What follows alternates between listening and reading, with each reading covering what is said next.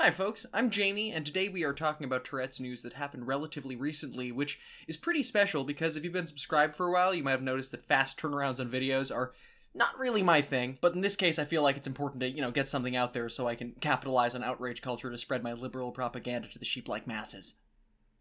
Sorry, I've been ticking like that a lot ever since reading the work of Cheryl K Chumley, online opinion editor for conservative news outlet The Washington Times, who put out an article on September 13th entitled "Democrats Sputter Lies Like They Have Tourette's Syndrome," about how Democrats just can't stop lying. If you're unfamiliar with Tourette's for some reason, it can actually involve unintentionally blurted sounds and phrases. However, the implication that compulsive lying is in any way tied to that disorder shows a distinctly uninformed understanding of how it works. Now, before we move on, I think that it's important to say that even though Cheryl and I could not differ more politically, I am going to do my best in this video to steer clear of spending too much time criticizing, her political standpoints, because I don't want my potential personal bias to, poison the points that I have to make about Cheryl's use/portrayal of Tourette's, as well as her response to the ensuing backlash. That being said, based on her body of work, Cheryl doesn't seem particularly interested in pulling punches, so I'm gonna assume she can take as good as she dishes out. So Cheryl puts out this article with this headline, and then about a week later, the online Tourette's community gets wind of it. I initially saw it in a Tourette's Facebook group, but within the day a response was tweeted out by the Tourette's Association of America, which pointed out that her use of the disorder was poorly founded. At some point, Cheryl, or another editor, went back and altered the article to remove all references to Tourette's, and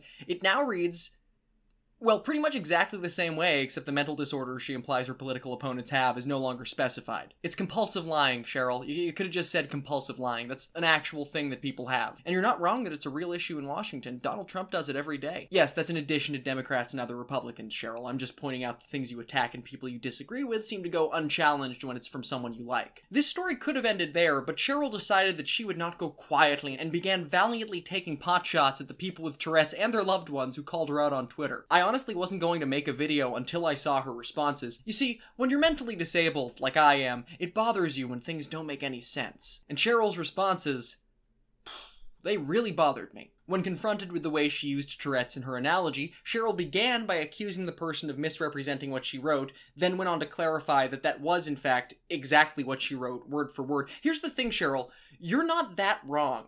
You stretched for the connection, probably because you knew the clickbait would be strong. Something like, they're blurting out lies like someone with Tourette's blurts out a tick would be equally stretching it, but it would at least acknowledge a distance between Tourette's and the act of telling untruths. Instead, you chose to be combative and doubled down on the most ignorant possible phrasing of that while acting as though it said something other than what the person called you out for. But the fun does not stop there, because you see, a few mothers of kids with Tourette's posted pictures of their children accompanied by messages condemning Cheryl's contributions to furthering stereotypes that could, damage their children's self-image. In response to this, Cheryl chose to ignore the criticisms in favor of speaking out against the real problem here, the fact that these mothers were so carelessly distributing images of their children to creeps online. She, of course, did this by retweeting the images to her 6.5 thousand followers, accompanied by a statement of incredulity. Good move, Cheryl. Your thousands of followers are far less likely to contain creeps than these mothers' collective audience of 86. I'm honestly impressed with the efficiency. Cheryl has managed to set up and conflict with her own beliefs within a single 280-character post. It also seems to conflict with this article Cheryl posted back in June, the header of which is an immigrant child whose full name and general location she includes in the image description, wherein she also seems to imply that the child is a liberal shill who fake cries on cue in order to manipulate the masses. I don't need you to agree with me, Cheryl, but if you're going to get self-righteous, at least have some consistency. For comparison, when YouTube newsman Philip DeFranco covers mass shootings, he makes a point of not saying the name of the shooter because it is against his clearly stated personal belief that people like that do not deserve the spotlight, and his activity on Twitter consistently reflects that stance. Based on what I've seen here, your stance on pictures of children is less of a conviction and more of a clumsy deflection in order to paint yourself as having the moral high ground in a situation which ultimately boils down to you ignorantly using a mental disorder as an insult, then getting butthurt that people with the disorder didn't like that. Yeah, you stand up to those passionate mothers.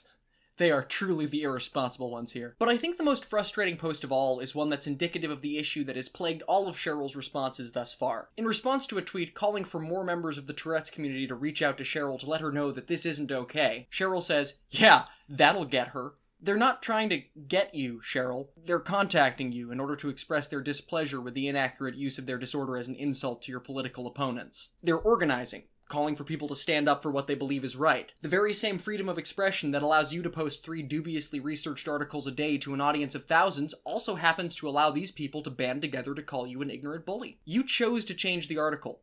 You will not be arrested, persecuted, or otherwise hurt by backlash from this. But just know that if you keep lying at the rate you are, well, people might think you have Tourette's.